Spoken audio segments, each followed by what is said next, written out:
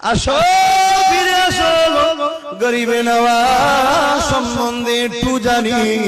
গরিবে নওয়াজ কি করেছিল শোনো। হিন্দুস্তানের জমিনে পৃথ্বীরাজ চৌহান নামে একটা রাজা ছিল। বর্তমান আমার ভারতবর্ষে যেমন নরেন্দ্র মোদী একটা রাজা রয়েছে। তোমরা ভাবছো তো মুখ্যমন্ত্রী না, রাজা উনি। তুমি ভাবছো প্রধানমন্ত্রী না, উনি রাজা। শুনছেন না, উনি কে? আমার ভারতের রাজা। কারো কথা চলে নেই, কারো আন্দোলন চলে নেই, উনি যা বলবে তাই।